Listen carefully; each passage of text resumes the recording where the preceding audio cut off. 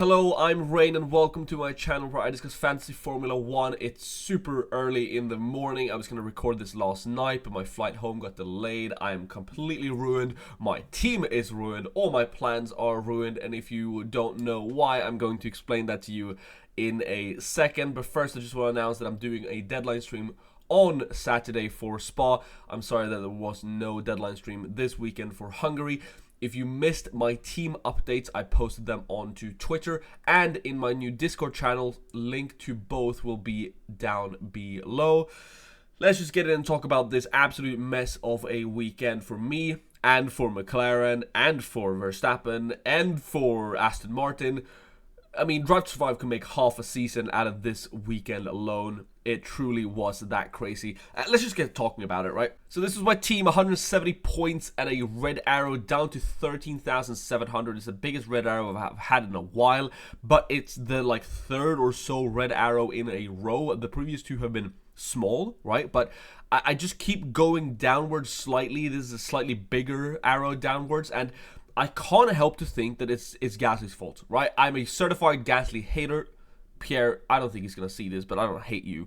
I hate you in fantasy because that's two back-to-back DNFs after I bought him in, a net gain or net loss of 39 points. And that doesn't even account to what I could have had instead. I could have sold Pierre over Magnussen, but I kept Pierre. I could have not bought Pierre and kept Yuki. So there could have been many other options in this, and I've just lost budget and lost points, right? And if I didn't have Pierre Gasly in this, if I had Magnussen, if I'd had Yuki in either in both of these two, but in either of these 2 weeks, it would have been a green arrow up. I would be inside the top 10k. If I hadn't had Pierre for both weeks, I think it would probably be the top 5k by now, or at least knocking on the door of it. It's really annoying. It's really annoying. I also sold McLaren to bring Ferrari in. I knew this was probably not going to be a net positive move, but I needed to do it to make up funds. And overall, Ferrari weren't awful. So I don't hate this move, but the McLaren 1-2 definitely hurt, especially considering that I didn't have the McLaren asset that scored the most points. I had Lando Norris. I mean, most people had Lando Norris, so I don't think that is the end of the world. But then again, a lot of people had Norris and Piastri. I could have had Norris and Piastri, but I bought George Russell because I wanted to have money in case I wanted to take the not the free hit. That's Fantasy Premier League. The final fix. In case I wanted to final fix, I kept some money in the bank. Brought in George Russell. Now George Russell did really well. He got the fastest lap, but without that fastest lap, it would have been a pretty bad one. I also had the opportunity to final fix Piastri in for George Russell. I think it was correct to not do it, but overall a really bad weekend, and I haven't even talked about the worst part yet. Nico Hülkenberg 0 points, minus 0.2. Pierre Gasly minus 19 points, 0.2. Let's just go back and look at the race weekend. This is bad. This is really bad, and it's bad for the reason, the reason I made all of these transfers, the reason I made the switches that I made was so that I could afford to get Max Verstappen in 2 moves. By selling Lando and either Nico or Gasly, whichever would have increased in price, my plan was to get Max Verstappen in, or have the option to get Max Verstappen in, I should say, and then have enough money. I know you can't see the budget here on your screen, but I can. The cheapest one, that's not Logan Sargent, that's already in my team, by the way, is Zhou Guanyu at 7.3. I'm at 7 million. So I can't do this switch anymore. That was the entire reason for getting George Russell. It was the entire reason for selling McLaren. And I can't even make this change if I want to. Now, why would I get Max Verstappen in? You might be asking. Verstappen look back to his usual ragey self from 2021. Because Max Verstappen might take an engine penalty. Now, as of recording this is early Monday morning. We don't know if Max Verstappen is going to take the engine penalty. It was rumored he would be because he's down an engine on the rest of the field, and Spa is a very easy track to overtake. He might not end up doing it, and in that case, I would never get Max Verstappen in. But if Max Verstappen takes an engine penalty, I feel like I have to own him. There's no way he doesn't get up to at least a P5 from back of the grid. and that's a lot of points. If he gets on the podium, it could be driver of the day territory for Max Verstappen. I know he doesn't usually get them, but a P20 to a P3 angle, especially when people are expecting McLaren to win. You saw that already with Norris. Like, Norris did not get driver of the day. He's beginning to be viewed as a bit of a villain after what McLaren put him through. Awful situation, by the way. What are McLaren doing? Please, God, sort out your things on the pit wall. You can't. I could literally make an entire podcast, 2 hours talking about that decision alone, or that race alone for McLaren. But yeah, I think Max Verstappen is driver of the day territory if he goes from P20 to P3 for sure. That's a lot of points, and even if he only gets a P4, P5, he's likely to be on a different tire strategy starting from the back of the grid, which means he could be going for.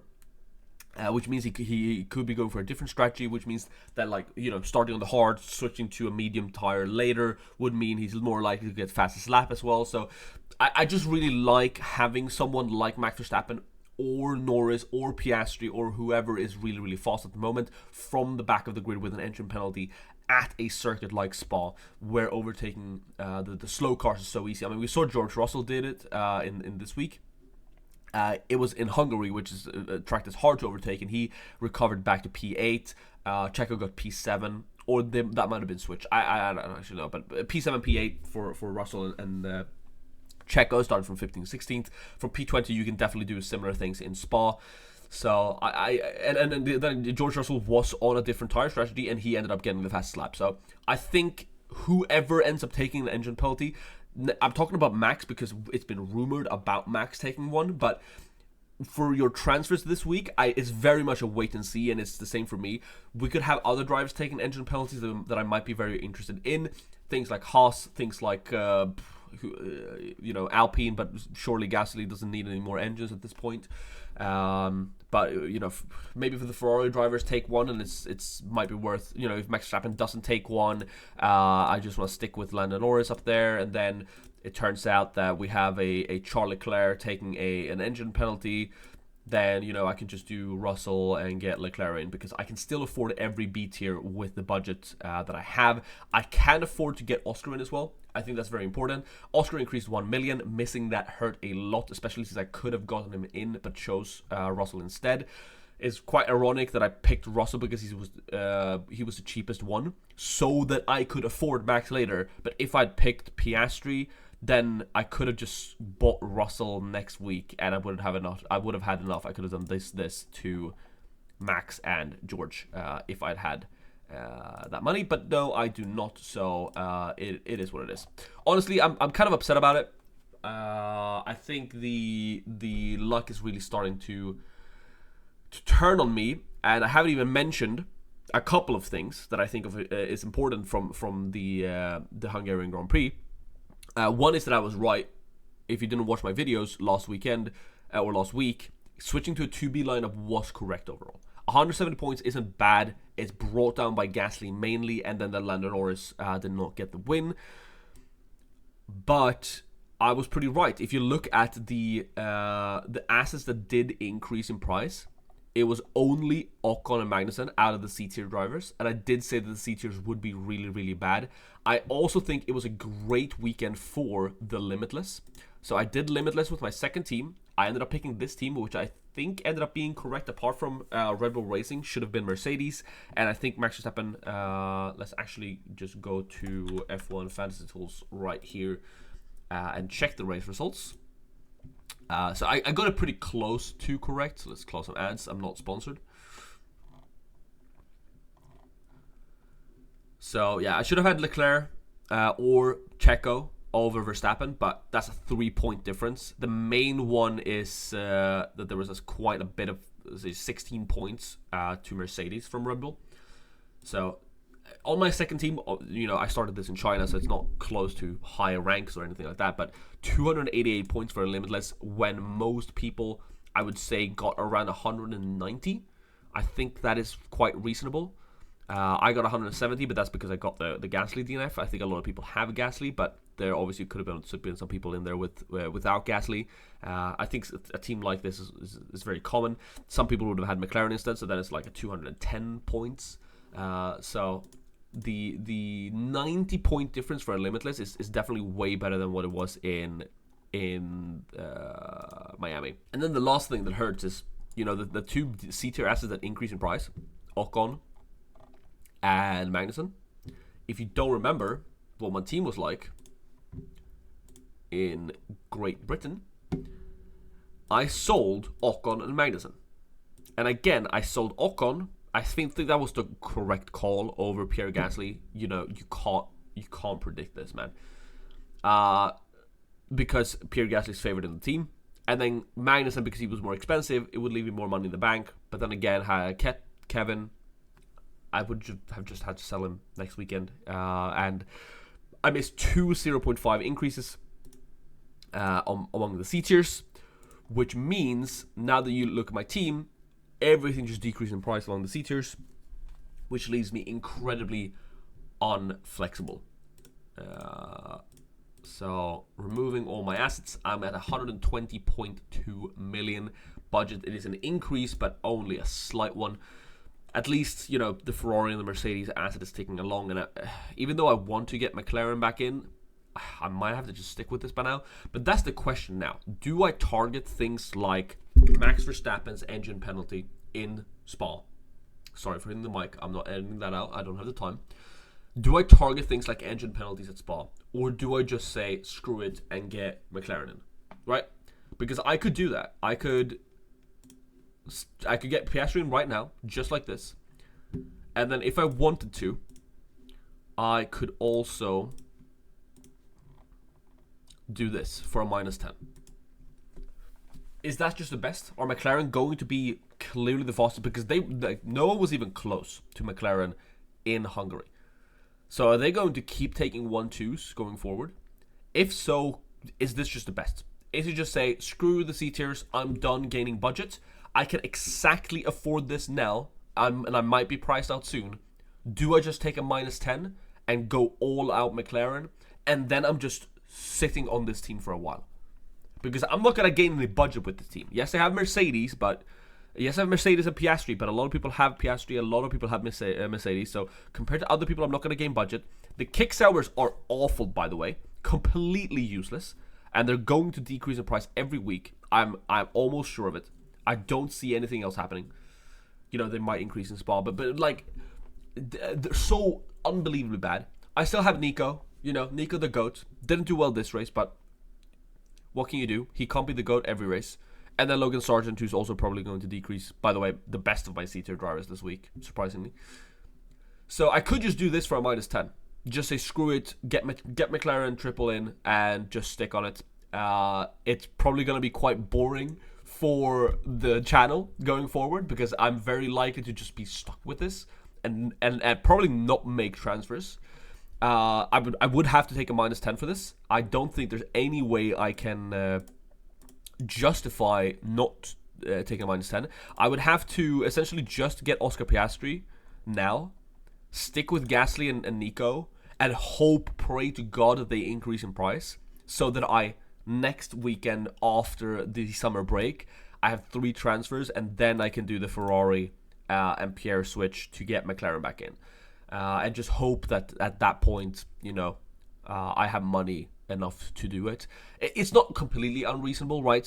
Say Gasly were to DNF again, and Hulk were to increase, I could probably just sell Hulk. One of Bottas and Show has to decrease in price. There's no way. And then McLaren is not likely to increase that much. It's probably going to be 0.1 or 0.2. So it's not like I'm going to be priced out if I don't do it in Spa. But if McLaren look the best, I might just want to get the money now. Or no, I might just want to get the points now, and the -10 could be worth it. But really, in terms of my team personally, the options I have is either chase engine penalties with a Max Verstappen switch. And by the way, if I want to get Max Verstappen now, it has to be by downgrading to a single B lineup again. There's no way that it happens in any other way. It would have to be this. I leave 7.2 million in the bank. I have Logan Sargent, which means I would likely want to take a -10 to get Sargent now for like an Ocon, which means I'm pretty much back to the team I had before, but it's, you know, slightly different. And then I'm not close to McLaren teams at all. Like, this doesn't look good to me. I have no McLaren asset when they're the best constructor in the game. I don't think they might not be the best constructor in the game, but you know, if they're gonna 1-2 every weekend, they will be the best constructor. Or I just leave Sargent in there, but then I'm stuck with 7.2 million in the bank, and that feels like a complete waste. But I can't really do it in any other way, right? I'm pretty stuck if I want to get Max to downgrade George, because I can't downgrade Nico or Pierre to either of the kicks. That's just not possible. I can't downgrade Logan Sargent to anything because he's by far the cheapest. And the Ferrari and the Mercedes, there's no constructor below them in price that's even worth getting, right? If I don't want to like downgrade to a Haas, but that's not really happening. All of the C-tier constructors just don't look worth it in terms of points at all. So the only one I can downgrade to get Max is George, and that is George down to a C-tier, because there's no way I'm getting either of the Aston Martins. I'm not getting Fernando, I'm not getting Lance. So it would have to be K-Mag, and then upgrade Lando to Max. So that's about it. I know it's a pretty indecisive one, and not any further discussion really, but I mean, I'm really strapped for time here. I'm trying my best. Blame my flight for being so unbelievably delayed. I'm also a bit sick. Let me know what I should do. Should I chase engine penalties? Or should I just go for McLaren and call it a day? Should I take the -10 from McLaren, or just do the Oscar Piastri switch? Things could change, of course. We could find out about 3 or 4 engine penalties in this week, because Spa is a very common place to take engine penalties if you need them. So it's a waiting game. It's a wait and see who's taking the engine penalties, and adapt the strategy from there. It could be that someone like K-Mag is taking an engine penalty, and then I would really, really want him. So maybe then, you know, if K-Mag and Verstappen is taking the engine penalty, then this might look better. I don't know. But what I do know is that the final decision will be made on the deadline stream. It is on Sunday. Sunday. It's on Saturday, 2 hours before the deadline. So come and join me then. It's going to be great fun. I can't wait to be back live in front of all of you and discuss this game that I hate and adore so very much. In the meantime, join the Discord, follow me on Twitter, like the video, subscribe. Thank you so much for watching. Thank you so much for watching. I'll see you in the next one. Bye.